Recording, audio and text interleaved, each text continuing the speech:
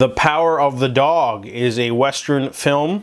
It was on Netflix. It also got released in theaters for a little while first. It's a movie by Jane Campion. Now, I haven't seen any of that director's work, but I saw the cast and I was interested. Also, my friend wanted me to watch it. So I checked it out. It's a long Western drama film about Phil and George. They are brothers, ranchers. They do quite well for themselves. You know, they have their little gang of employees, and they move cattle around, and they make some good money. They make hides, things like that. And right off the bat, you can automatically tell that Phil is a bit of a jerk. He's the older brother, I believe. He calls his younger brother fatso. He's very domineering, and you know, he's got this sort of toxic masculinity thing going on. You know, and George is the more sensitive of the two. He's soft-spoken. He likes baths, and then he falls for a homely woman, single mother named Rose, and she lives in this inn, and she runs an inn with her gangly son Peter, who's very awkward. And you know, Phil takes an instant disliking to those two, but George falls for Rose, and they get married. And Phil does everything in his power to make them not welcome in the family.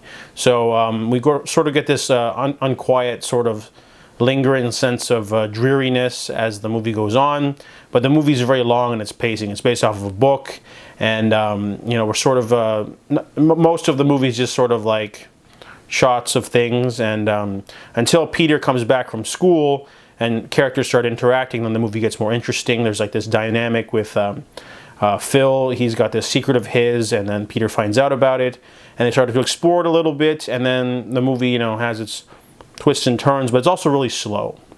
The movie's pacing is glacial. It really hurts it overall, because they're going for like a sort of slow, powerful, you know, biblical tale of brotherhood and family, but it's just so hard to get there. And by the time it happens, you're kind of just like, you know, hoping for things to just go a little bit faster, but they definitely take its time. And the movie, you know, does have a really good cast. Kristen Dunst is really good in the role.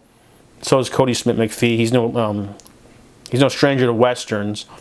Benedict Cumberbatch is good too, and so is Jesse Plemons. The whole cast is fine, but they need to like have more scenes, because there's just a lot of like scenes of just not things happening, and just, you know, I guess overall it's just you know, it'll leave you feeling, you know, different, but overall it felt a little pretentious, to be honest. It's just, you know, a movie about people doing things, but it definitely felt like it could have been a half hour shorter. So I give The Power of the Dog a 5 out of 10.